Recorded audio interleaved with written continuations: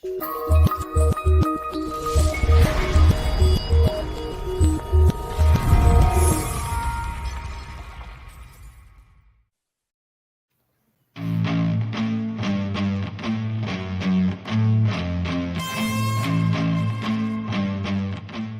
is the Houston Football Show, brought to you by the Prime Social Poker Club and Inside Edge, with your hosts, Aaron Wilson and Jason Braddock.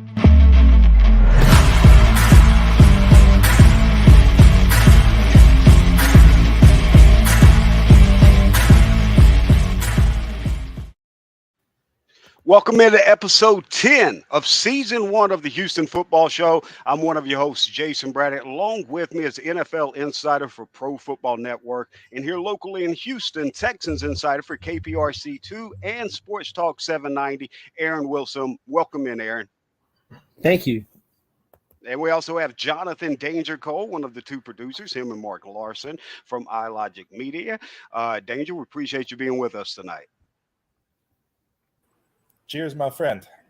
It sounds good. All right, well, let's get it rolling. You know how we typically do here. Episode 10, we take a look back at week 3 review with the Chicago Bears game, and then we'll take a peek ahead to week 4 with Aaron and look at the Los Angeles Chargers come in to NRG again, as they did at the end of last season. Now, Aaron, looking back at this Bears game, main thing I want to start with, and you were at the press conference this week when Lovie answered questions about the 0 for 4 on the 3rd and 1 situations in this game. Take us through kind of how it was positioned and Lovie's response to that. Well, one of the things he said was, let's focus on the positives, but there weren't a lot of positives when you have, that kind of situation where you're failing in these critical situations, and your quarterback in the fourth quarter just, making bad decisions, open wide receivers, forces it to Rex Burkhead instead of Brandon Cooks, who's open on this occasion. Other times earlier in the game, he did try to force it to Brandon, and it resulted in an interception. And he had been doing a good job of avoiding turnovers until this week. And so, that's concerning. And they have earned their record, the 0-2-1. They could very easily, and a lot of the players feel this, that they should be 3-0. And I agree. I think these were some very winnable football games, and they've squandered these opportunities. My thoughts on Lovie's explanations, he's never going to second guess Pep Hamilton. He's not going to be highly critical generally of his quarterback. He was critical of the tackling, and rightfully so. And they gave up 281 rushing yards, and he was, definitely not happy about the linebackers. But at every level, there were missed tackles, D-line, secondary, linebackers. But, to your original point about the 3rd and 1s, you've got to have a better plan for these. And that isn't just on the quarterback. That's on Pep Hamilton too. So, it's a shared culpability for these shortcomings, Jason, and missed opportunities. And I think they're getting to a point now where some frustration begins to set in. The players know that they can win these games, but there's some things you want to look at in terms of fourth quarter. How tired are they? He does not substitute a lot. He doesn't really believe in substituting a lot other than the defensive line. So you're seeing a lot of guys playing every snap, and I question, I don't think it's lack of conditioning. It's just anyone would be tired playing that many snaps. And they're not that unusual. A lot of the league is doing that, where guys play a ton of snaps. I think it's a factor in everything. It's a factor. I think mostly those guys taking those heavy reps of secondary and your base linebackers. But even that on the base, we saw a heavier rotation with Jalen Reeves-Maybin, Garrett Wallow, and Blake Cashman getting in the mix there. But I think you bring up valid points. And one of the valid points you brought up, you talked about the rushing yards given up. And I think you start to get fatigue when you keep hearing the team in press conference say that, hey, we got to clean up the missed tackles. We got to stop the run. Well, you're 3 weeks into a 17-game season. At some point, it's not we've got to. There needs to be results on the field. And I don't think we're seeing those results in these areas. Khalil Herbert, 20 carries, 157 yards, 2 touchdowns. Missed tackles was a focus going into the game. It was still a problem and an issue in this game. Texans have the most missed tackles in the NFL. It's not even close. Do they clean this up, or is it more about personnel, or does technique, scheme? Where does the blame fall at this point? When you're the worst at something, the blame definitely falls somewhere. Right. They were talking about getting into some tackling drills. And when I asked Lovey about that, he said, everybody knows how to tackle. It's about wrapping up and bringing the guy down. And, guys are getting yards after contact. And he said, it's one thing if it's like a 10-yard game, but these very long gains, it's not only the missed tackles, it's lost containment, failure to set the edge. And that's on the defensive ends. That's on a lot of guys, but the holes are bigger than they need to be because sometimes Roy Lopez, they've been able to lock him up at the line of scrimmage. Malik Collins is a gap shooter. Sometimes when you try to shoot a gap, you don't make the play. The hole gets bigger. Great point. So that's one of the bigger issues with the runs up the middle. But most of the runs are outside. And a lot of that is on the defensive ends, on John Grenard, on Jerry Hughes. You saw them miss tackles on Justin Fields' scramble. But very seldomly are you going to play a team where the quarterback is that bad at throwing the ball. Right. Great point. So this was just such a winnable game, and you don't often lose the backup running back, lose the starting running back, David Montgomery, to knee and ankle injuries, and you put in Khalil Herbert, and he's just as good, if not better. I mean, it's, I would say, embarrassing. I kind of wish I'd phrased the question that way because I think guys would have said, yes, it's embarrassing. They said it sucks. They said it's below the standard. It's unacceptable. Everything you could pretty much think about. And I think their pride is stung to be losing these games and losing in this fashion. And if it doesn't get better, there will be changes. And you saw the depth chart. Blake Cashman is now listed as a starter with Kevin Pierre-Louis on the injured reserve with a groin injury. Saw Garrett Waller play only a few less snaps than him. Garrett was in a lot on goal line and some other situations. Right. So they're starting to sub a little bit at linebacker. But the guys that are not getting it done, Christian Kirksey, lots of missed tackles. Conor Grugier-Hill's got to make more tackles. They've got to make more big plays where they're stopping them at the line or for a loss. Yes. And they've got to tackle better.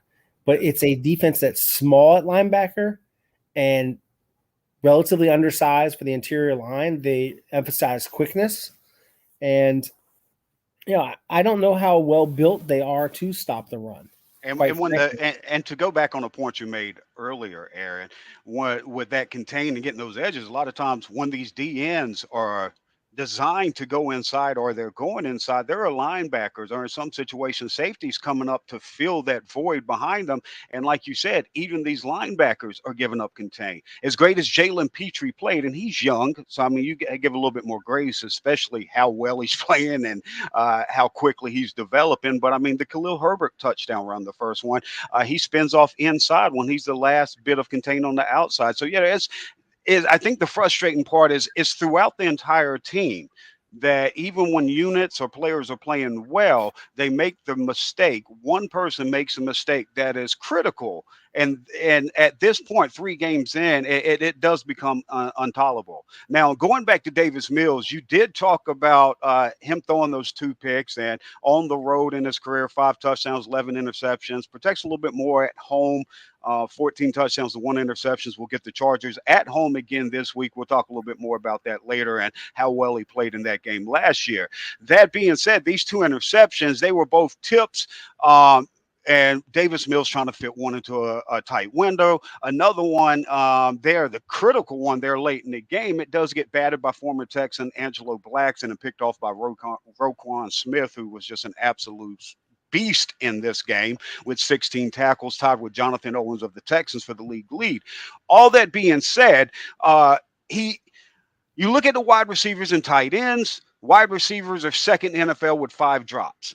Second most drops in the NFL. The windows in these games for the wide receiver and tight ends, they're very small. And Davis is trying to fit it in. Now, to your point, the Rex Burkhead and the tip Blackson pass for the critical pick late in the game. Yeah, Pharaoh Brown, he's looking at him. He turns around. You throw that with anticipation. Take the quick first down pickup. That's on Davis Mills. I completely agree with you on that. But grand scheme of things, the 3rd and 7 to Philip Dorsett, backed up in his own end zone, 3rd and 10, gets off of that first progression like he did earlier in the game to hit Chris Moore for a big gainer. This time he hits Pharaoh Brown for a big gainer there in the 4th quarter. So there were some throws, especially in the road in big moments, and the interceptions have to be cleaned up. But was this as bad as a performance for Mills as the stat line says? No, it isn't, because if you look at, like as you just illustrated, there were some plays to Nico Collins. There were some plays he made. Yes, they managed to take away Brandon Cooks, and I'm not sure that that's all on Davis. I'm not sure how great Brandon played. I wouldn't say this was to his high standard. He would tell you that. When you look at what happened here, there was a series where he was in a nice rhythm and he was finding the guys, and he looked much better than Fields. Who looked like the first-round draft pick, Fields or Davis? That's a great – I hadn't thought about that, but that's well said. Well said. Absolutely. Thank you. I feel like he is not hopeless. Because this is our climate, everyone's reactionary. Everything's terrible. This ain't it. He's not the guy. He can't do it. That's all you're hearing. What if he gets better? What if he grows from some of these things? Is he hopeless? No, I don't think he is. I think he can be coached. I think he's a coachable young man. I think that he has some tools. What would help him, again, I'm not a coach, but I believe this would help him. He needs to take off and run a couple times a game. That's if fair. If he does that, like they will respect him a little more, and the threat that he might run. They need to increase the running. They need to play Dameon Pierce more, in my opinion, than Burkhead. Yes. And if he's not ready from a pass pro or pass receiving standpoint, then take him out and don't have a back in the game. No. But that's what's so crazy, Aaron, and I'm glad you brought that up. Burkhead, 7th most targeted running back in the NFL, 2nd most targeted player, tied with Nico on the team. This guy's 32 years old. He's not a receiving back. He's not a great running back. And the volume he's getting, well, his 16 targets, Damien's only getting 25% of that. And Burkhead's not even catching 70% of his 16 targets. His longest catch and run of 8 yards is less than what Damien has averaged, almost 9 yards, 4 targets, 4 catches, 100%. He runs just as physical and hard and gets you more. And with the quarterback struggling, he should be the quarterback's best friend. We're 3 weeks in, and there's 4 targets for your talented rookie running back. There is no logical reason for that. But speaking of Damien, some of these things, I want to move on to the rookies before we hit our first break here. Let's run through some of the rookie performances, grand scheme of thing on these guys. Jalen Pitre, yes, we talked about some of the errors, but the 2 interceptions, everything we saw from Jalen Pitre. What was your overall thoughts? Well, he's been as advertised. It was almost like him catching a punt with the way that Fields overthrew those passes, but he's still there to make the play. And it's not easy sometimes to catch a pass, to make a play, to do a return. He had a good blitz for a sack. He's playing some very good football. You think about the tackling, it can get better. And again, these are, take it with a grain of salt. These are the Pro Football Focus stats, but I'm looking at the tackling chart, and I think this may interest some of our listeners. Jalen has missed, according to PFF, 8 tackles. Right. So he's missed 30.8% of the tackle attempts. Kamu Grugier-Hill, 4 missed tackles. You've got 6 missed tackles by Steven Nelson. Yep. And then Kirksey, they have him down for 2. And again, this is just from recent games. But you look at it all and you say, well, they've got to get better at tackling. Right. And I think go ahead, Aaron, my bad. Oh, but keeping in perspective, what do I normally see from him? I see a guy that understands the game of football, really passionate, really prepared, studies a lot to make those plays, knew that Fields might be vulnerable throwing over the middle. I think everything is encouraging about him because we've seen him also make some really good tackles. He just has to become more consistent. Yeah, that's excellent. And that's kind of where I want to go with the grand scheme of things. You did excellent because you do. These are rookies. They're going to make mistakes no matter how talented they are. Now, we talk about it not to say, hey, this guy's a bust, or it's not going to work out, or maybe he's not the talent. It's just showing you where he's struggling now. And in, week out, you can show where he continues to grow. He's been missing those tackles bad the first 2 weeks. While he did have another missed tackle or so in this game, you can see him starting to follow in Jonathan Owens' footsteps, wrapping up more, and that being a focus. Those first 2 games, you've seen him throw shoulders. We saw it in the preseason. We talked about it then. So there is, once he makes mistakes and once it's pointed out to him, he's humble enough to come out in front of the media and own it, and then go to the film room and work on it in the practice field and develop it. So I think the error is completely pointing up. And these errors, while he does give up that contain, I don't think we see him give up that same mistake like we saw on Herbert. You could see it in his face, and you can just tell the guy learns from it. I think that, the error is pointing up. He's going to be an exceptional player. Moving on to another rookie, Dameon Pierce. He was 7th in broken tackles this past week, 4 for 4 on pass targets and receptions this year. Also 2.5 yards after contact week 3. He's getting more after contact than Rex Burkhead, and this isn't a joke. Is typically getting last year and this year on carries. Why do you believe the workload is not bigger in the passing game? And we're going into week 4 here. Hindsight, we're way past hindsight. These are strategic decisions here, and the film and the data doesn't add up to why Dameon Pierce is getting 25% of the targets that Rex Burkhead is. And you asked about Pass Pro. I put 2 videos out early this morning of 2 brilliant pass pros from Dameon Pierce. He got 2 for 1 on the Jordan Atkins touchdown. Later, Davis Mills throws off his back foot because he thinks he's about to get obliterated from a blitz. Lo and behold, Dameon Pierce cuts across the back of the backfield, nails the guy in his gut, and Mills just throws it up to try to give Nico's a chance for a back shoulder. Nico recognizes late. All that being said, the film, the data, none of it makes sense. Make it make sense to me, Aaron.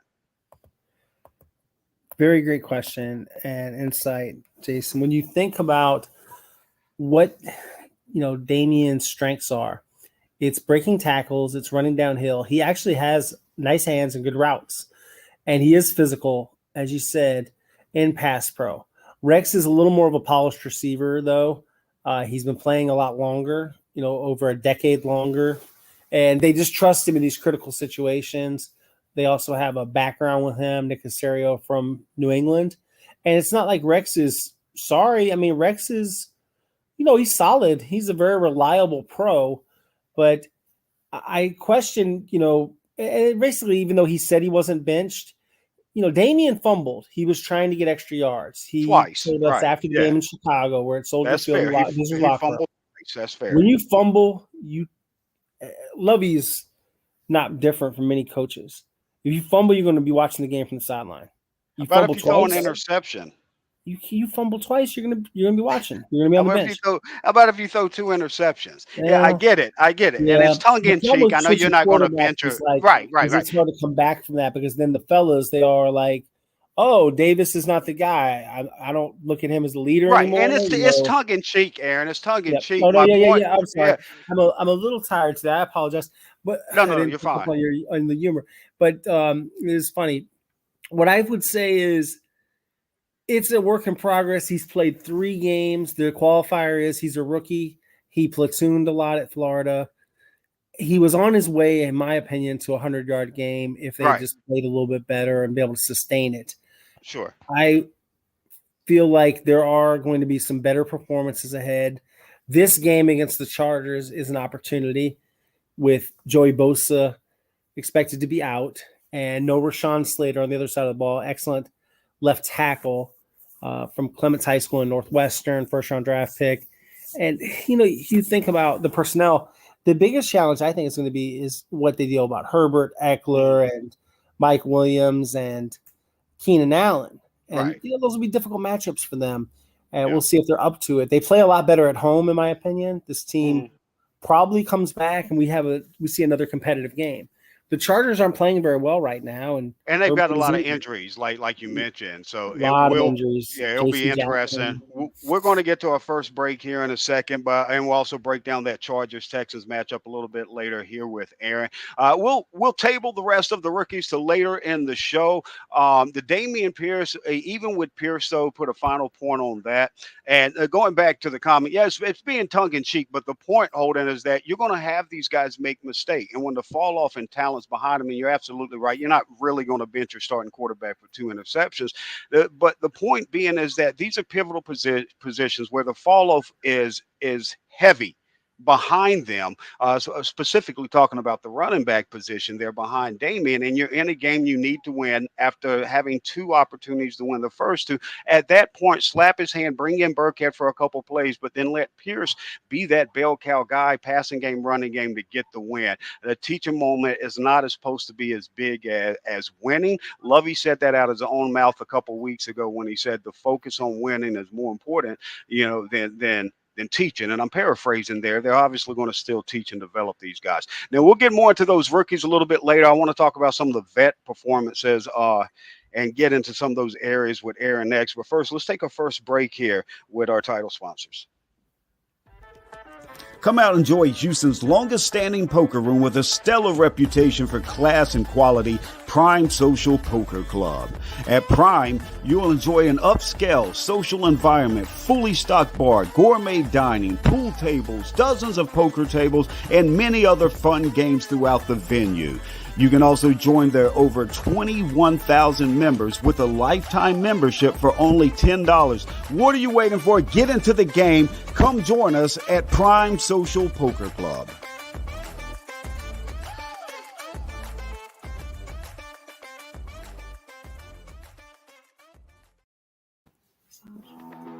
Inside Edge was founded over 30 years ago as a data and analytics provider for Major League Baseball clubs. If you've seen the movie Moneyball, then you know Inside Edge. They were part of the data and analytics revolution in professional sports. Fans can now have access to the same insights and analytics used by pro teams for free at myinsideedge.com. My Inside Edge is a destination for sports bettors and daily fantasy players where they can find matchup-specific insights and projections to help make informed betting and fantasy decisions. Again, that's myinsideedge.com. All right, we're back here on the show. Jason Braddock, Aaron Wilson. We're going to look back at the veteran performances from week 3. Aaron, I want to talk about this offensive line. And I thought it was key. You were talking about, you briefly mentioned it a little bit earlier when you talk about it's just like one mistake here or one play here. And I believe you're talking about referencing Dameon Pierce in the running game. And you're absolutely right. When you go back and you watch this, you can see there's a couple blocks Tunsil misses. One, a key one, him and the rookie Hairston at fullback, both missed and blew up Dameon Pierce in the background on a pivotal 3rd and 1 down there around the goal line late where they had to settle and kick the field goal on the next play. Titus lunges at a D tackle that spins and blows up a play. Kenyon Green gets out in zone, and Scott Quesenberry, and not exactly which guy to pick up. Kenyon doesn't see Roquan coming from the back, gets Dameon Pierce blown up. Quez has the holding penalty. In the zone I mentioned, and on those screens out to the tight ends and running back, he was struggling to get out there in space to get to those blocks. And it's something simple like that on every single play. With this being the 3rd straight week, knock on wood that nobody's injured or anything happens with the O-line, but this should be the 3rd straight week since I think week 4 of last year, so a full year. Do you continue to see this chemistry as they were great in pass pro and in the running game without these simple mistakes of one person and separate people so many times? Right. Jason, when you think about the errors that you see, they're not glaring, but they do compound. They add up. And it's the difference between having an 80-yard day for him and 120. And there's yards to be had. There are opportunities missed. And each week, they keep losing or tying like the first week. But, it might as well have been a loss. It felt that way, sure.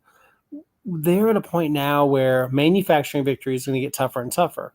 Right. They're not going to be favored, to win. I think they're worst in the power rankings by most people.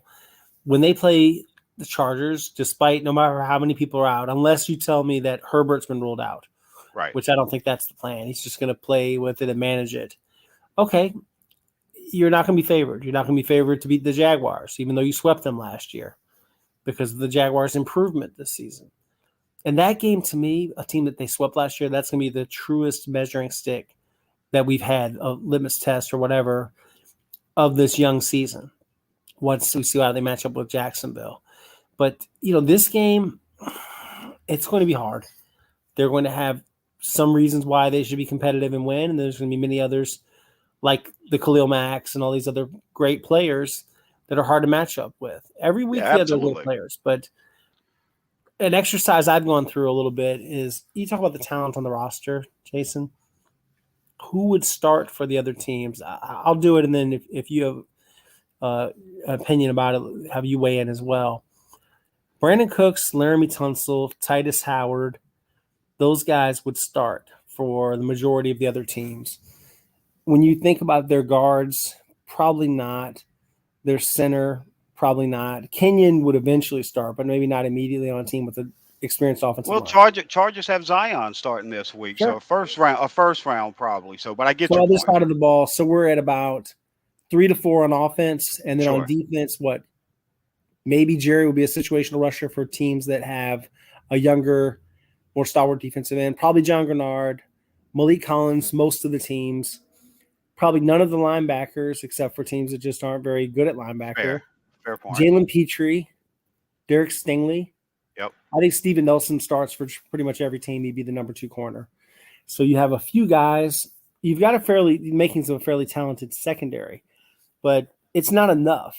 And other teams have guys where you could say, oh, he's a backup, but he would start for most teams. Can you say that about really anyone here?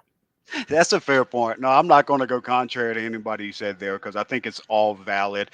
A great point there as well to kind of illustrate the talent around the league or lack thereof here in Houston at positions, but you also illustrate how they're building it up. And they did a heavy investment in that secondary, and then they found value in the second wave or third wave of free agency with Steven Nelson. Great find there. Despite the missed tackles, I mean, he's such a great value in coverage. Now, going on the wide receiver position, the Texans wide receivers tied for the second most drops with 5. Cooks has the most of those drops, the lion's share of those, and he's only got 13 receptions on 29 targets.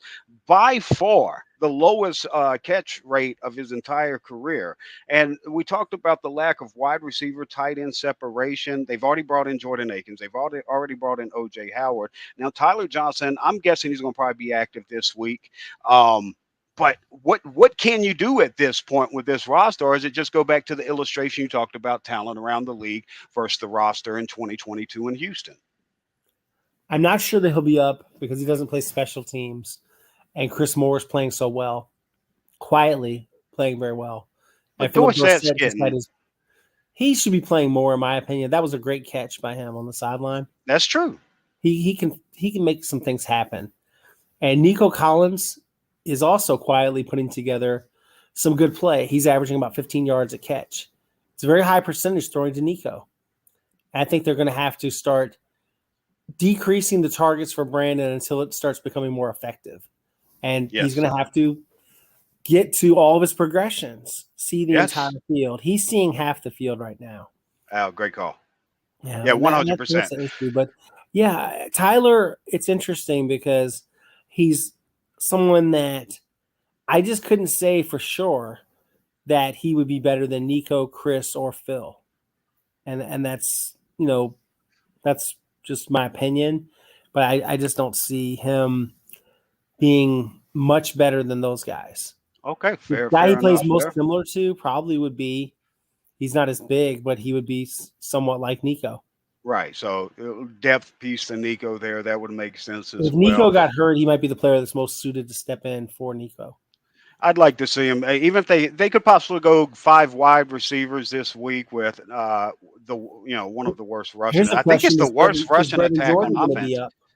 That's a good question. I'm glad you asked that. Do you go back to him after Jordan caught a touchdown and was Jordan's three catches, 4 targets, 31 yards and a touchdown.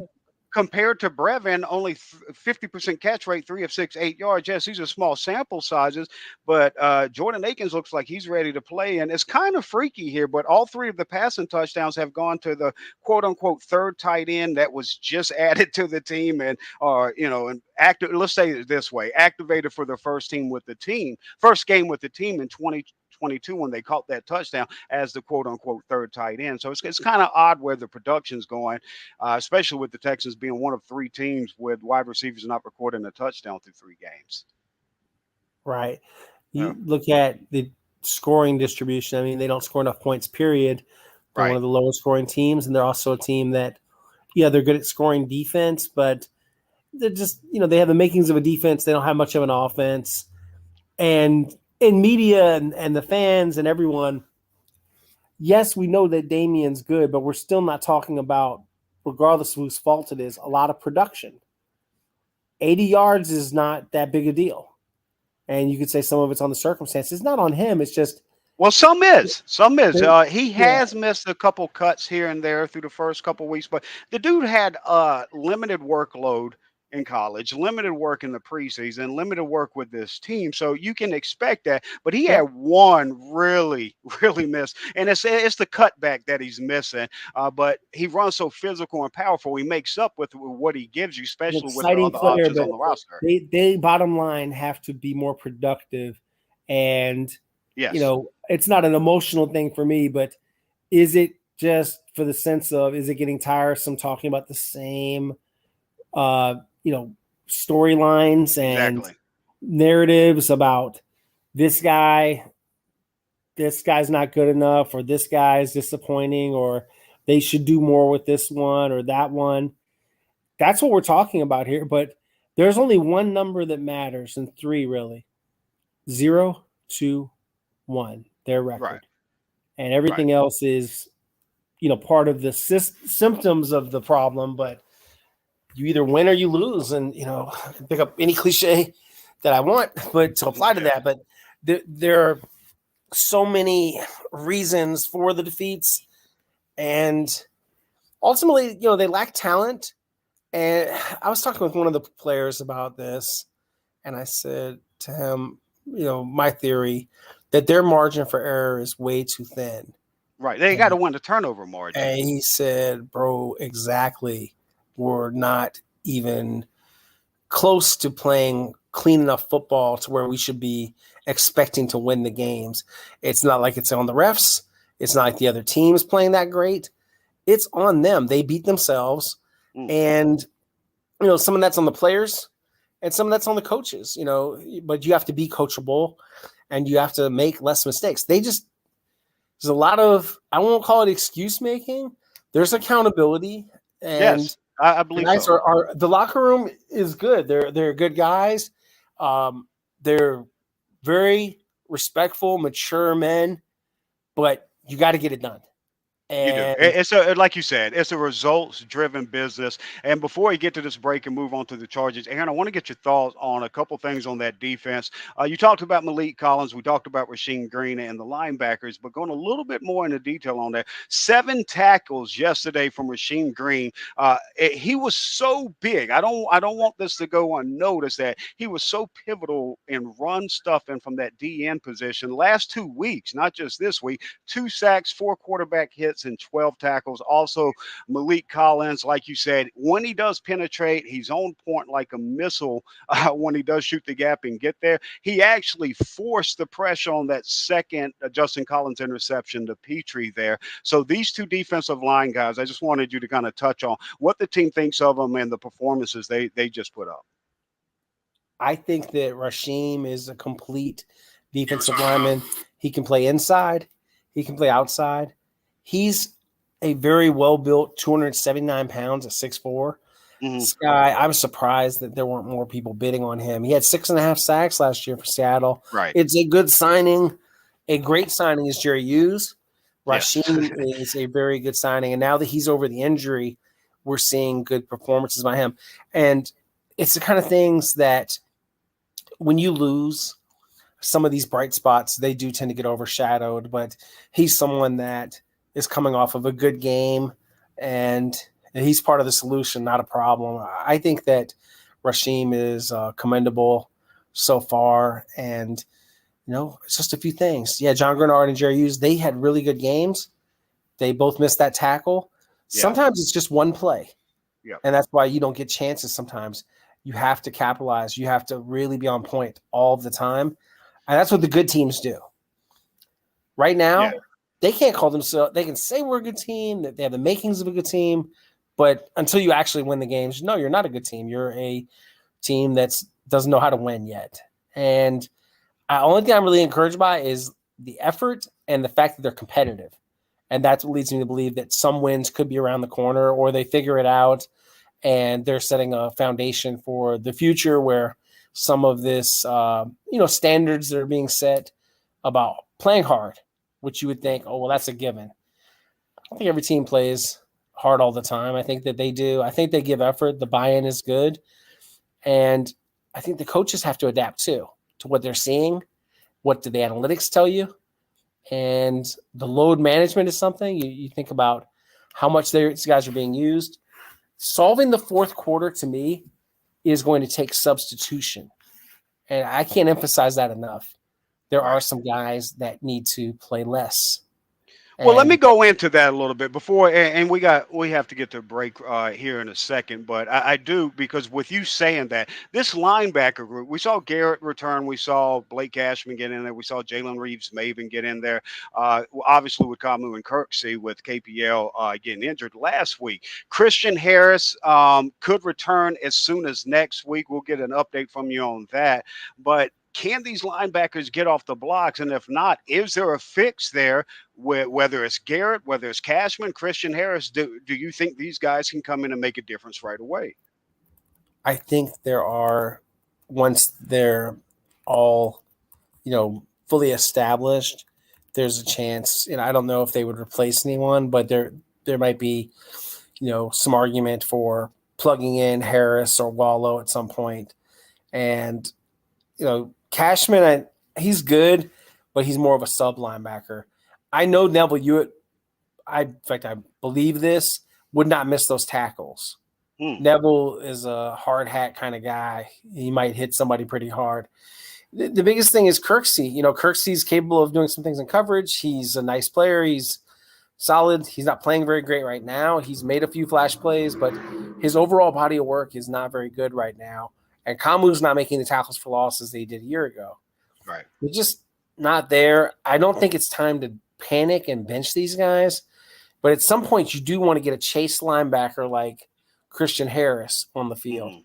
He has missed a ton of time. When they do activate him from the hamstring injury, I don't know when they'll plug him in, because usually they take a week or two before they do that. So, well, on that same couple other guys a couple other guys that's been injured and could come back as early as next week as well, assuming they're healthy and everything. Mario Addison, Tavier Thomas. There's other guys as well, but just focusing on that. Tavier is pretty close to ready. I've been watching Tavier run. Talk to Tavier a little bit. Tavier is going to be good to go, and that will give them talk about tackling. He'll tackle you. Yeah, he will. He'll hit pretty hard. Love that guy's attitude and energy and story. He's someone that football really matters to me. Has really high personal and football character.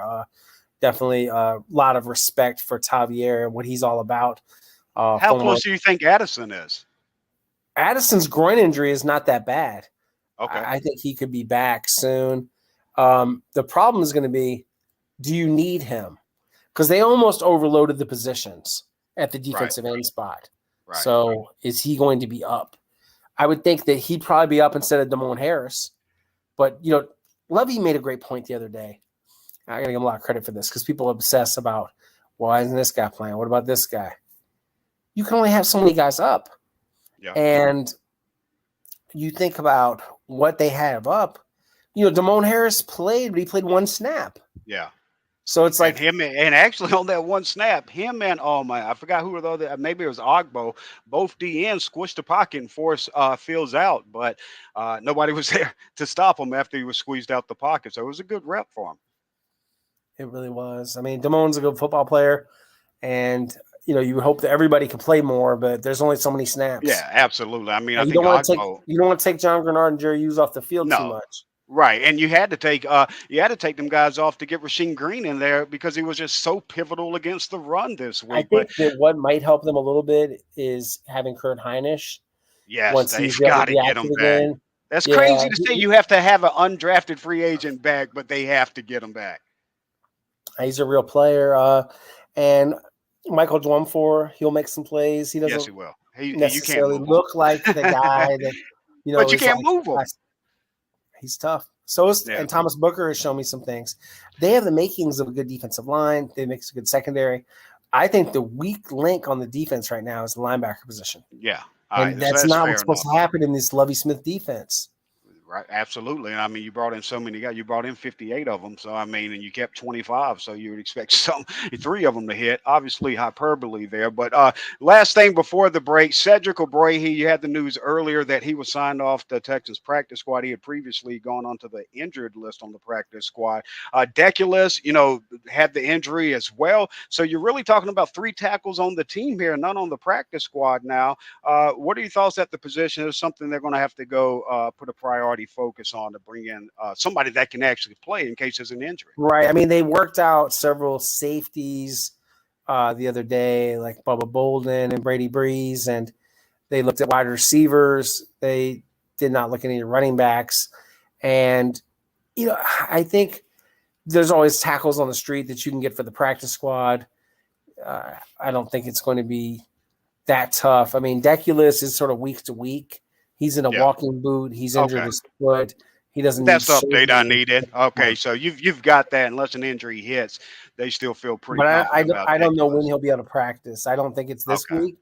And maybe it's next week. Maybe it's the week after that. But arguably, could he be placed on injured reserve? Yeah, I mean, you could. I think it's probably where he's not going to be effective for 3 more weeks. So that's something that they could look at. When I think about their depth, and you look at the practice squad, you just want to make sure you have enough guys to give you the look in practice. Mm-hmm. I think that they'll find someone. I mean, and there's some guys that play guard, like Trevor Wallace-Sims. Can he also line up a tackle? Sure. Yeah, he could do that. They could bring back some guys that have been here before or just look on the street. But, they have Jordan Steckler as interior for sure. That's all he really plays. He's played a tiny bit of tackle. And they promoted Morrissey. Jimmy's, and he stepped in for one when Scott Quesenberg got poked in the eye. But, they probably need one. And that's a great illustration there, Aaron. I'll hit the break right after this, but that's a great illustration of just one thing going wrong on each play. When he gets poked in the eye, his man ends up making the tackle, if I'm not mistaken, and everything was blocked so well on there. And there's so many instances, but I think that's a great illustration of how freaky you've got to have the perfect chemistry, especially when you run so much zone looks in the running game. You've got to have that chemistry, and I think it's pivotal that for the first time in a year, we're going to have the same starting lineup, knock on wood, for 3 straight weeks here in Houston. I think that will help gel that chemistry and not have guys kind of looking around at who they pick up in zone. That comes with feel. So we won't hit too hard on that. But let me hit a quick break. We'll come back, let Aaron Wilson break down this Chargers game. And so I want to take time out to talk about our title sponsors, Prime Social Poker Club. This is Houston's longest standing poker room with a stellar reputation for class and quality. And we've kind of partnered with them, not only with them as the title sponsor here on the Houston Football Show, but they also have a live streaming table. It's so cool. I went out there a week ago and got on their Friday broadcast. I will continuously pop on their broadcast on Friday. So if you want to come out to Prime and say, hey, or if you want to watch some hands and get professional advice from Reese, who's a poker player that works, a former professional poker player that works at Prime. And he'll run the X's and O's, if you will, of the broadcast there as they have the live streaming table like you would see at the World Series of Poker. You got the percentages showing up there, the hands and all that. You can really, it's like taking a college course right here in Houston every Friday, just watching that stream. And like I said, the Houston Football Show is paired with Prime Social, and I'll jump on that broadcast, that stream every Friday night. So I'll learn right there with you. to be one of the best in poker. And when you want to go play live, go out the Prime Social Poker Club right here at 781 Westheimer here locally in Houston. Over 21,000 members, opens 10 a.m. daily and doesn't close until you leave. They just put wraps the wraps on the first H-Town Poker Open. Tremendous success. So whether you're playing cash, tourney, or if you want to get out there and get on the streaming table, whatever it is, they have restaurant, bar, live games, all of them right there at Prime Social Poker Club. All right, getting back into the show, Aaron Wilson. Aaron, before we get into kind of the X's and O's and the breakdown, how you see this game going with the Chargers, and then we'll let you go about your way. I want to look at the injuries that you talked about. Justin Herbert played with fractured ribs last week after the week 1 game. The week 2 game. Keenan Allen, hamstring injury, could return to practice this week. Does he play? Corey Lindsey, the center, has been sidelined with a knee injury. He's expected to return to practice this week. But Joey Bosa, you talked about earlier, they said he's probably not going on IR with a groin injury week to week, but it doesn't sound like he's playing this week against the Texans, which the Titus and Tunsil get a break with that one. J.C. Jackson, another key cornerback on this talented defense, is dealing with inflammation in his ankle. Didn't play last week, had surgery on that ankle before the season. Don't know if he'll be back this week or not. And then Rashawn Slater, the talented left tackle, he's got a ruptured bicep tendon, out for this game. All the injuries. Can the Texans take advantage of it this time? Because it seems like, maybe not to this level, but it seems like they kept getting the benefit with the injuries week in through the first 4 weeks of the season. Right. They have to capitalize when you have great players like Joey Bosa and Rashawn Slater not on the field. That creates opportunities. It creates matchup issues because the backup is never to the caliber of the starter. And that gives them a chance to, do you double Khalil Mack? Do you chip him? What do you do with him? I mean, you didn't have that luxury before because you had both those guys as threats. And they have some good linebackers. They've got Derwin James. He's someone that you really have to be cognizant of if you're Davis Mills when you're throwing the football. And, we'll see if J.C. Jackson, if he's, feeling better this week, if he's closer to being who he is. He's actually someone that, recall a year ago, Davis Mills beat him and Devin McCourty, 2 pretty good Patriots, threw it right between them to Chris Moore for a long touchdown. He can do that again. I think their personnel is strong. Their coach kind of overthinks it a little bit. He's very intellectual, Brandon Staley. But you look overall at it, and there are going to be some chances for them to be in this game. And I would think what they come up with for a game plan is try to run it down their throat and see if they can make that work. And see, can this be a game where they do something similar to what Chicago was doing? Yeah, maybe there should be less. Maybe there should be less throws for Davis. Maybe the numbers need to go down. Maybe they really need to not just say we're a running team, but actually be a running team.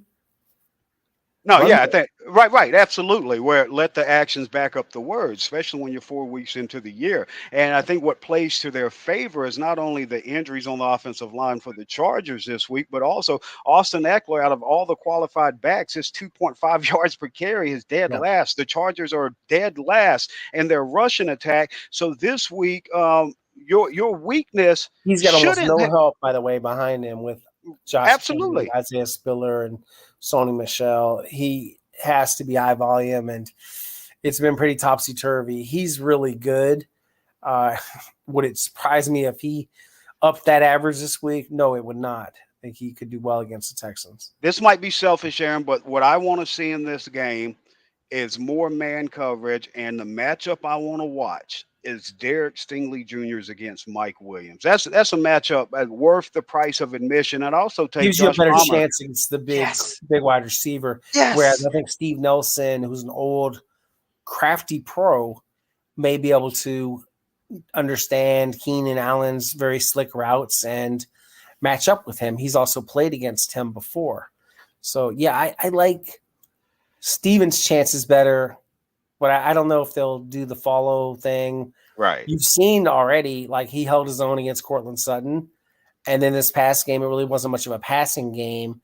But He showed well outside. It's more than just coverage, and outside of that, in this Bears game, he showed extremely well. He looked confident. Good tackling.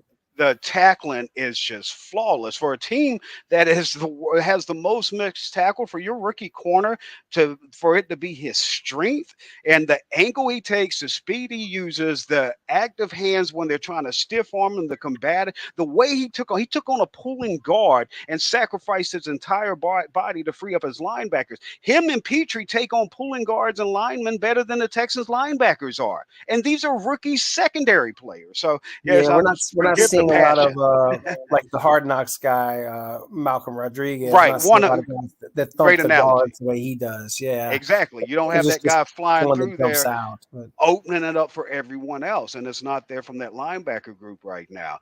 All right, so I'd like to see Stingley on Williams, like you said. Steven Nelson, if Keenan Allen's playing in this one, Desmond King plays. Stingley has 0 missed tackles, by the way. So yeah, you're dead on about that. He's making his plays. Yeah, he's impressive. He's well-rounded, but when you say well-rounded, usually it means an average player, like a utility player in baseball. He's such a well-rounded player. This guy's well-rounded with greatness, and if he hits on his potential, and he's just getting better week in, week after. Again, let me say it for what it's worth. We know he wasn't targeted a lot this past week, and it was Fields throwing at it, and the talent. I get it all. But you can only show what you show. He looked more confident. He's growing each week. And what he shows in the skill set, this guy could be one of the best in the league. So, I mean, there with him and Petrie and Pierce, like this could be a hell of a. And by the way, Rasheem Green has the highest, according to Pro Football Focus, stop percentage on tackling. So there you go. So marrying the stats with what we're seeing on the film there. So that doesn't surprise at all. The film doesn't lie. And the stats sometimes, can be skewed. But I think generally they tell a story, and you put them together, and it creates a picture. Let me ask you that about the stats before I let you go, Aaron. Yeah. I'll get your thoughts on the game, like maybe not a prediction, but which way you think it goes here. But Davis Mills at home, is this just too much stats, or is there truth to this? 14 touchdowns, 1 interception in his home splits, 254 yards, 2 touchdowns, no interceptions. Part of that split in his last home game against the Chargers last year, where he beat Herbert without Brandon Cooks playing in the game. Rex Burkhead as the top back. Was that a fluke game? Was he just feeling it? Everything fell right? Or is this guy legitimately a quality quarterback at home, and does that translate to this year?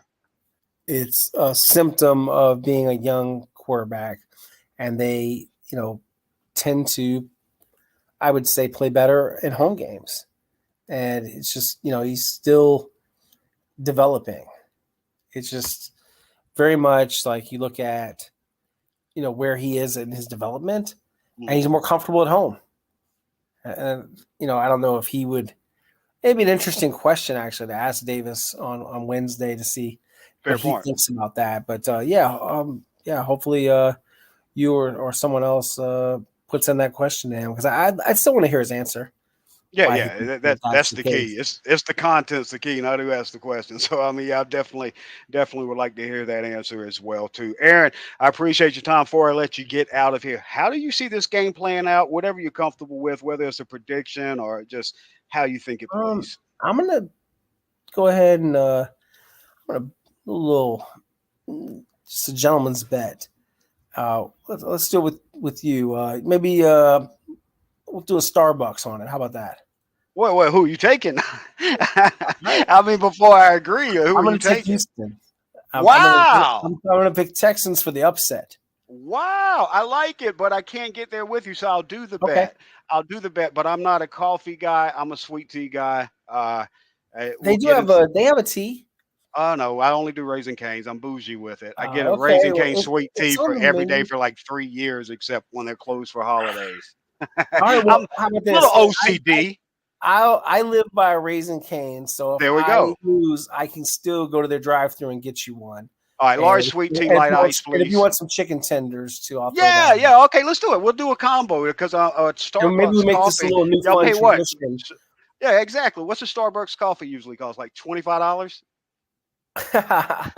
So I think a Raising Cane's combo for a coffee. I'll take a venti green tea if they You're going to have to text it to me. I don't even That's know. all It I sounds want. like you're speaking a different language to me. I don't know if you're cursing me or what. I don't know what's going on right now, but bet.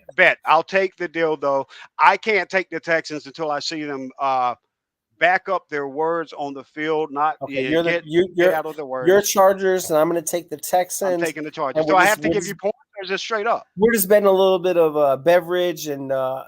I don't know what I really want to eat from that place, but you pick okay. Something. I'll eat. Well, I won't have to pick. I feel like the Texans got my back on this one. That even if I live about 3 blocks from the Raising Cane's in Montrose, nice. I will run through there. And Raising Cane's, if you're listening, give Jason a call.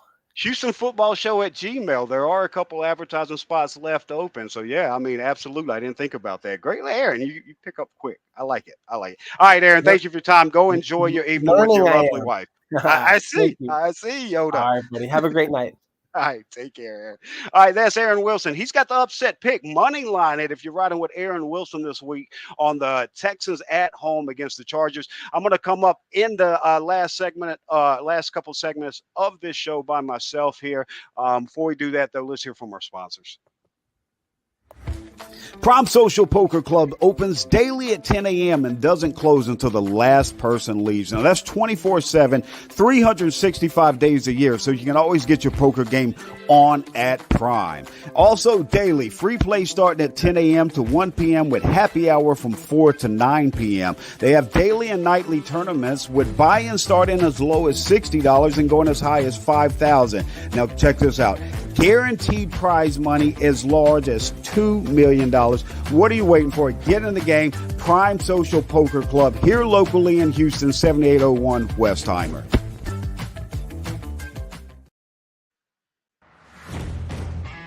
We've told you about the endless insights at Inside Edge, but let us tell you about the real gold mine. They're 5-star picks. And in the 2021 NFL season, Inside Edge went 34-14 against the spread for a success rate of 70.8. And now you have access to these 5-star picks for only $20 per pick, or get the deal of the lifetime. Every 5-star pick for the entire year for only $149. Even better, our listeners get a discount of 10% on that access by using code Houston. That's code Houston. All right, we're back here for a couple more segments, so just hang with me here on the Houston Football Show. Thank Aaron Wilson for coming on. And if you missed it somehow, I don't know how you could. Aaron Wilson calls his money line pick this week. Danger. I'm sure he's got us locked in on the betting board there. Our first bet of the season. He's got Texans straight up. So if you want to ride with him, take that money line this week. I'm going with the Chargers on that one. On this bet here, and I was on the Texans to beat the Colts week 1, and people thought I was crazy when they were minus 8.5. Thought they would lose week 2 to the Broncos, but they had an opportunity to prove me wrong when they were 10-point underdogs. And yet again, they let the Broncos come back. Week 3, didn't think it would be a blowout. Thought it'd be a close game like it was, but I thought the Texans couldn't lose this game. There's no way they could lose this game. No passing attack. Then you lose David Montgomery. Your top cornerback on the opposing team, Jalen Johnson, is out, and you still found out the way to lose. And the teams you're losing to are some of the lowest scoring teams in the league. You're not playing Justin Herbert and these guys. And I know Justin Herbert's banged up, but the Colts are the 31st scoring offense, 13.3 points a game through 3 games. Broncos, 30th. That's next to last and third from last. And Broncos, 14.3 points per game. Chicago Bears, the highest scoring offense at 17.3 points per game, 21st in the league. And you still figure out a way to be up at halftime or even in the third quarter in some of these games and blow it. I can't buy in on that. And one of my biggest issues, and on social media and earlier in the show as well, I've talked about the Rex Burkhead situation. Aaron did a good job talking about him being a vet. He has the relationships with the guys like him in the locker. All that's well and good, but Aaron also talked about it being a results-driven business. Rex Burkhead is not a talented star running back, not a backup number 2 running back. On a really good team, he's probably a 4. On a really bad team, he's probably a 3. He's a 1B here. Week 1, had more carries and played 30 more snaps than Dameon Pierce, who's your starting running back. Week 1 through 3, he's the 7th most targeted running back in the NFL at 32 years old. At no point was Rex Burkhead ever confused for a receiving back. I think he's averaging like 5.5 yards a carry. His longest reception, 16 targets, is 8 yards. The proof's in the pudding. The film matches up perfectly with the stats. And so my issue with this, the players, Aaron talked about this earlier. I've talked about it before. The players, the coaches have shown accountability all season, whether you like it or not. When they've made mistakes, they've come out there and Pep says, I got to call better plays. Lovey says, we got to tackle better. This is on me. The guys are taking accountability. The players, after they make mistakes, they're readily made available to the media, where Justin Britt, Jalen Petrie, every guy on the team takes accountability. My problem is the Rex situation deserves accountability. Whoever's making this decision, this is not a football decision. This is a personal allegiance to a guy. And I guess the pitch goes something like this. Hey, Rex, you're over 30 years old. Nobody's going to sign a 30-year-old running back as more than a depth piece to come to camp. Why don't you come down here with us in Houston? We don't expect to be good for the next couple years, and we'll let the fans watch you have a career high one season in carries, and the next season have 50% of your career high the first 3 games in targets. We're going to make you a lead back 1 year. We're going to make you a lead receiving back, top 7 in targets through 3 weeks the next year. This is just allegiance. This is professional allegiance between friends. And if that's what you're doing, it's fine. But when you have players and coaches accountable of their mistakes, laid out to the media like meat on a slab to own their mistakes each week to go to film, where's the person making the decision to oblige by their personal relationship with Rex? Because this isn't production value. Have somebody tell me Rex is getting 16 targets when this was planned for going into the season. There wasn't injuries that hit the running back position outside of Darius Anderson and Marlon Mack. Oh, lo and behold, 32 carries in the last 2 years didn't work out. Who saw that coming? The issue here is this is what you wanted. And now if you tell me, if you come out and say, hey, we're tanking, we've got all these picks coming up, we want a top pick this year and really go for it next year, I'm good with it. But these players aren't going to be good with it. They're out there, and even though they're making mistakes, they're trying their best to win these games. They're wearing their heart on their sleeves and eating. The coaches, are wearing their heart on their sleeves and wanting to win these games. They're not trying to lose these games. And then you come up and you're like, oh, you got a chance to lose. So what do? Every play was a running play to Dameon Pierce against the Bears on this one drive when they needed to score, and they went down and got a touchdown. You know what the solution is. Feed the talent. You knew it so much that every play on that drive was a running play, every single play, and it ended in a touchdown. But you go away from it. On 3rd and 1s, you're running RPOs with a struggling second-year quarterback on the road, and you know how he plays on the road? No, the outcome isn't the issue. The decision's the issues. And when you're throwing 16 targets, he's the second most targeted player on your team is Rex Burkhead. That's not a bad X's and O decision. Let me ask you this question if you're listening. Let's just be common sense here. I'm going to give you options. Option 1, Rex Burkhead is getting this much workload the last 2 years, and we'll just say this year because some of the coaches have changed. So don't worry about him having the most carries in his careers at 31 last year. Let's talk about this year where he's the 7th most targeted running back. 7th most targeted running back in the passing game and 2nd most targeted player on the Texans team through 3 weeks. Let's talk about that. A, do you think Pep Hamilton is bamming the table saying, guys, I don't care how talented Dameon Pierce is. I don't care that he's more efficient in the passing game. His pass protection's great. All I care about is this Rex Burkhead guy. We have to keep him involved. He's such a nice guy. Or option B, Lovie Smith. Hey, guys, this Rex Burkhead guy, Pep, you got to put him in there. You got to get him involved. He's such a great dude. I don't care about winning these tied games late. I want Rex Burkhead. I can depend on him to get me 2 yards. If we need 2 yards, Rex Burkhead will get us 2 yards. If we need 4 yards, Rex Burkhead will get us 2 yards. This is what it is at this point, that these are not football decisions. So whoever's decision, so let's give you option C. Someone else is making the decision that Rex Burkhead is going to be this heavily involved. Then whether it's to not put the workload on Pierce or whatever it may be, or just do right by Burkhead because you don't think you're going to be doing good, you're sabotaging your players. And the problem with that is put you to the point now with these mistakes with Burkhead and others, and it's not just Burkhead. The guy's probably a great dude. I mean, if he wants to have a venti green something with Aaron, I'm all for him having a genty tea from Starbucks or whatever. I'm probably messing it up. Whatever y'all drink at Starbucks for $10 and call it coffee or something.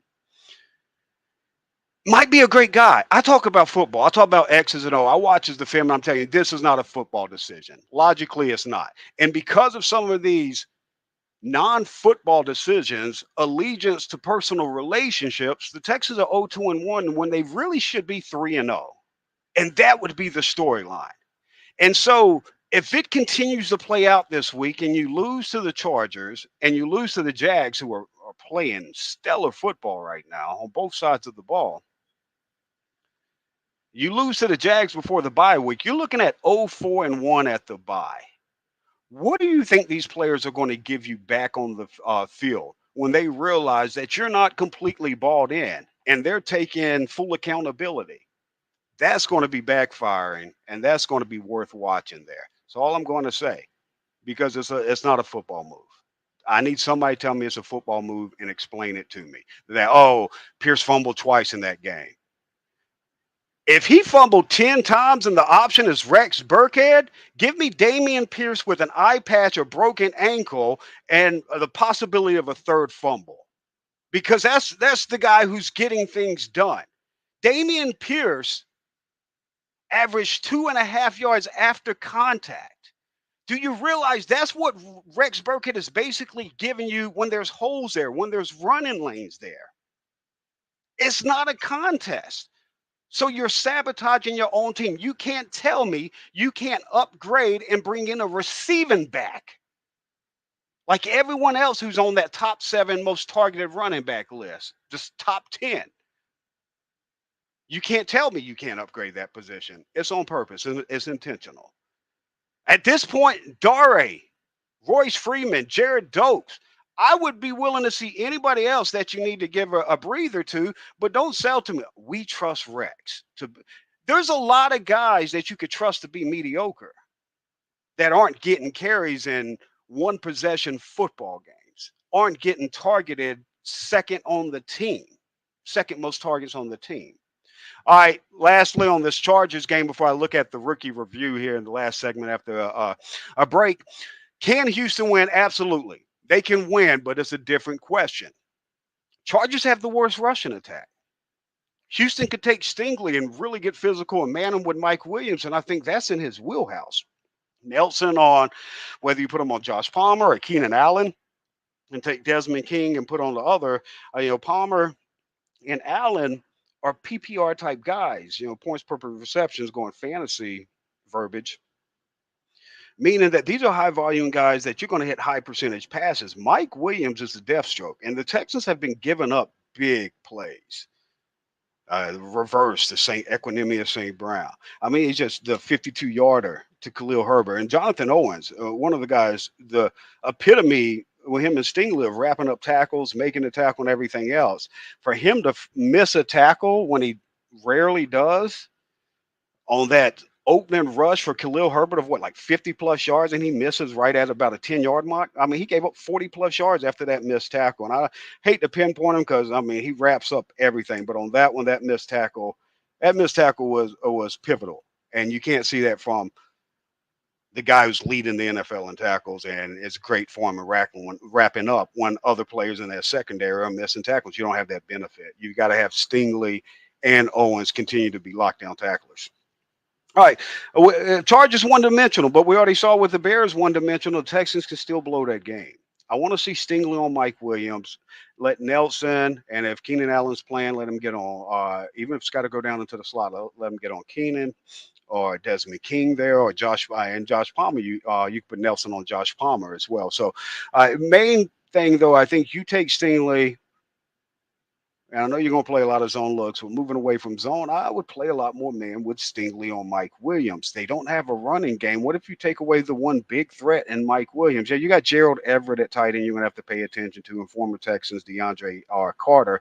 With his return ability, he could be somebody on a crosser, underneath, drag route, something like that could do danger, especially with the missed tackles that you see, the issues here with the Texans team. Now, Rasheem Green, he's played well. We talked about how pivotal he was, increased his reps. Grenard's reps decreased with Rasheem being so pivotal in the run game at that DN position. With them not having a great rushing attack, I see Grenard getting a lot more reps. Same with Hughes. And the injuries for Sean Slater, that's a talented young left tackle. With him being out of there, Corey Linsley might be back. If not, you got a backup center in there this game as well. The D-line should be able to take advantage of this.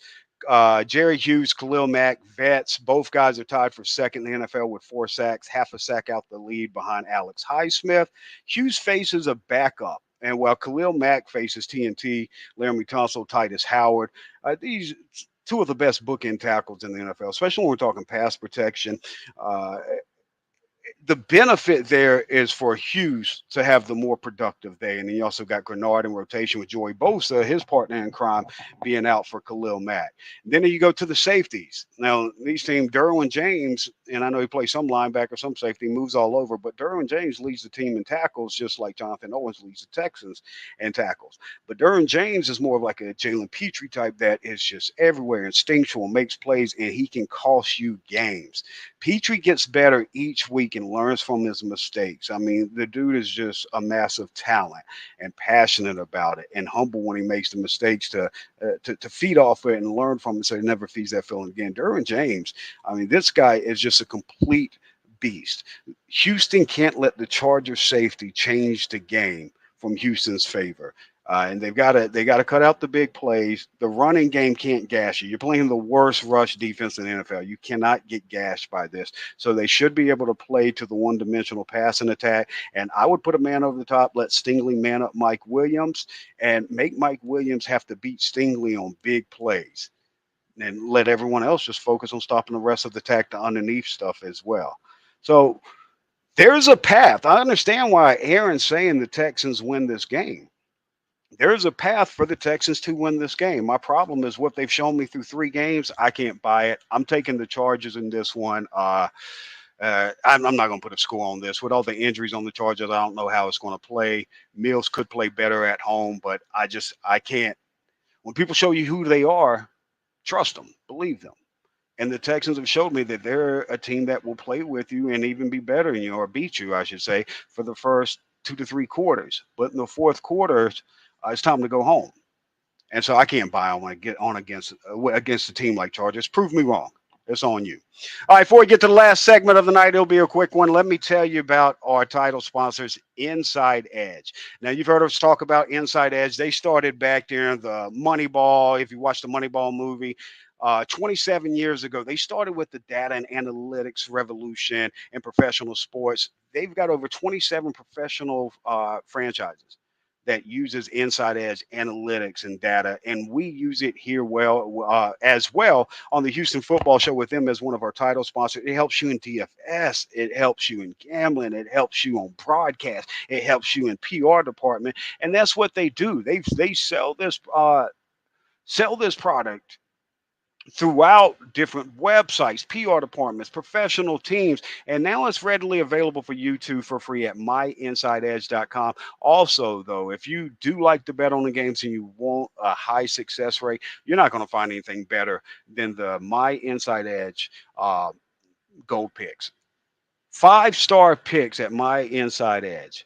Last year, against the spread, they hit on 71% against the spread. And so these picks, if you want to just dabble a little bit, they're only $20 a pick. But I'm going to tell you, the real deal with them is get the entire season for $149. All of their 5-star picks, 71% hit rate last year. Do yourself a favor. Go check them out at myinsideedge.com. All right, last segment of the night. Let's get through it here. We were talking a little bit earlier on the rookie review. We went through a couple different guys, but I wanted to kind of touch on a couple of these other rookies here at the end. Kenyon Green, similar Petrie, he's learning so fast. He picks things up. He's developing. He's playing at such a high level. When you see him pull, he pancakes a guy on a pull. Excuse me. He pancakes a guy on a pull. He's mauling in the running game. And I'd probably say the biggest area of growth is in pass pro, that he still has to get there and develop and move to show that consistency there in pass protection. But last week he was destroyed in pass pro on the spin move, and then also on stunts he would recognize late. Now this week, in his hands, the first couple weeks, and in the preseason pass protection, he'd almost be dead hand. He'd put him out there kind of as guide hands to put up there, but there's no punch, there's no fighting, there's no usage in it. Well, this week you see more of it. He's starting to do that punch. You'll see Titus and Tunsil at practice working with the 1-2 punch, hitting the mitts, almost like boxers with the open hand, and working on that punch. And I'm guessing that's what Kenyon's been working on, because he looks like Titus and Tunsil, or at least a developing model of it on the pass pro this past week. We're trying to work and punch, and that's all you want to see. The reason you look at the plays and you talk about the areas they need to improve on is, if you're a mid-first round pick and extremely talented like Kenyon or Petrie or Derek Stingley, you expect them to grow on this. You expect to see the mistakes, but you want to see the growth. I'm blown away at the expedition of the process, how expedited the process is, on the growth for these top three picks for the Texans: Derek Stingley Jr., Kenyon Green, and Jalen Petrie. Yes, they'll continue to make rookie mistakes. They'll get out of line, may give up a tackle, may be over-aggressive, miss a tackle, whatever it may be. These guys are learning from their mistake from 1 week on film to the next week on film. They're taking those mistakes and they're developing the technique and the IQ, and they're learning from it instantly. And they're playing so many snaps and at such a high level as rookies that you expect there to be mistakes. Yes, the 8 missed tackles for Petrie, whatever it is now, yeah, that's a bit excessive. But you're starting to see the growth. Even though he had another missed tackle or two and gave up containment on the Herbert run, there's areas still there for growth. You're seeing that growth, and he's not missing the tackles in the same manner he was missing in week 1 and even in week 2. He's not coming up throwing a DJ Swearinger's shoulder tackle. Swearinger, you saw him do that as a rookie, like, oh, look at the big hit. And like, well, this is going to catch up with him. And then he did, because he kept wanting to live for the big hit. Petrie's already made the adjustment. He's tackling more like Jonathan Owens and Derek Stingley than he has at any point in his college career, preseason, and the first 2 weeks of the NFL season. Same with Kenyon. Kenyon's mauling in the running game, but when he got out there on a couple zone looks, wasn't sure on which guy to pick up, thinking a little bit too much. But he showed more confusion last week, and then growth and development and how he ran plays. I mean, the arrows, again, I hate to be so cliche, but the arrows point up on these guys, and I don't know where those arrows stop or where the elevator stops, so to speak. Stingley, I talked about him earlier. Not much more for me to add to this. Wasn't tried really a lot in this game. The Sutton big PI the week before and giving up some zone catches. They went after him a bit, but he made some plays with Sutton as well. It's great to see the response from him, because you don't see no lack of confidence in Derek Stingley Jr. Now, he's not outlandish. He's not going to be the one that's just barking at you and everything, but his game speaks volumes, and it speaks volumes in every level. His hands, his angles, his speed, the heart. He goes flying up one time, and there's a pulling guard, and he hits him right in the chest, knowing that there's no way for him to beat that block or make the tackle. But if he sacrifices his body, then the linebacker's going to come in and fill behind him, and that's exactly what he did without hesitation. Jalen Petrie does the same exact thing in that game against the Bears.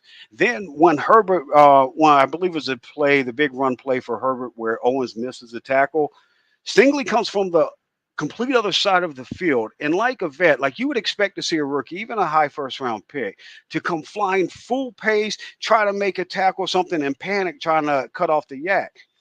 Stingley understood the play so much. He comes flying with the speed, with the proper angle.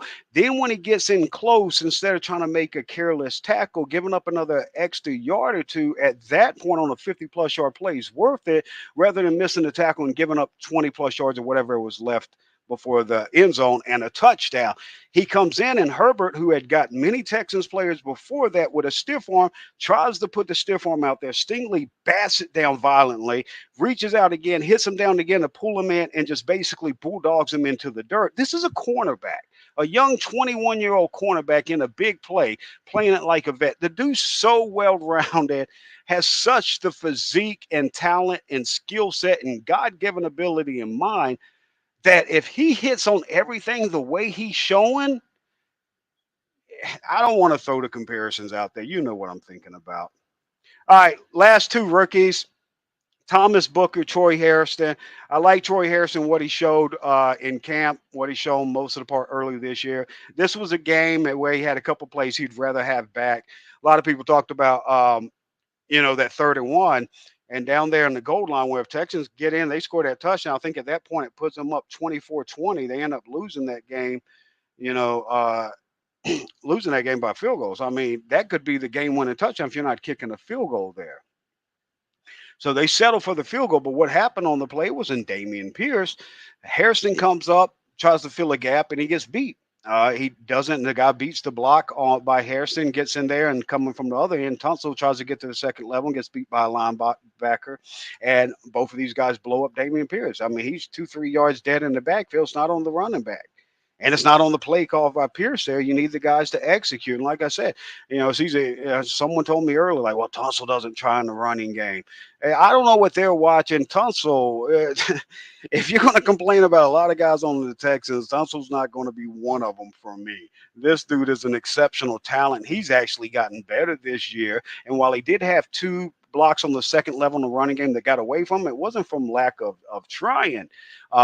Technique still has to be there. He still has to improve in that area. But I mean, he walls off like a damn wall. I mean, those D linemen aren't getting over across from him on those running plays. And he did well getting the second level on many other plays. It's just the pivotal plays, the big plays, that's what sticks out in our minds. And errors for the offensive line sticks out. You make 10 great plays in a row as an offensive lineman, you miss one bad one, everyone's going to remember that one. And so I wouldn't get too much down on Tunsil. Hairston on that play, though, he had that play. He had a couple plays in this game where he missed some blocks. That one from him and Tunsil did really hurt the Texans, though. Thomas Booker, he had a play in the fourth quarter where he really finally showed his potential. He hadn't shown much before that. Fourth quarter, need to stop a run, coming to his size. He had get-off power and push, and Jonathan Grenard right there next to him. They kill it. Grenard's got the edge and goes and finishes the tackle there on Herbert. Hopefully Thomas Booker is figuring out, because earlier in that game, and for the most part early in his career, he is not forcing his will on opposing offensive linemen. You see guys, especially guys with the thighs and build and strength of Thomas Booker, you expect them on that defensive line position to be able to get flat down the line and make plays. That's what you expect. Malik Collins did it last week. I illustrated a play on it. But Booker's not doing that yet. He's getting moved 2, 3, 4 yards off the spot while he's trying to get flat down the line. Even when he's holding stout to position, his change of directions limited him to be able to close on those running backs and finish tackles. And as some of it, maybe he's still thinking a little bit too much more. But that play in the fourth quarter, though, one of the last things we saw from one of his best plays in his young career. Like I said, hopefully he's figuring out. He's not thinking as much and is starting to click. But that's our thoughts this week on the Week 3 review in the NFL on the Texans game, and the look ahead to Week 4 against the Chargers at home. Justin Herbert against Davis Mills, year 2. Know how it ended last year. Can they repeat the feat at NRG this week? For Aaron Wilson, Jonathan Danger Cole, Mark Larson, I'm Jason Braddock, and that's episode 10 of the Houston Football Show from Prime Social and Inside Edge. This has been the Houston Football Show, brought to you by Prime Social Poker Club and Inside Edge.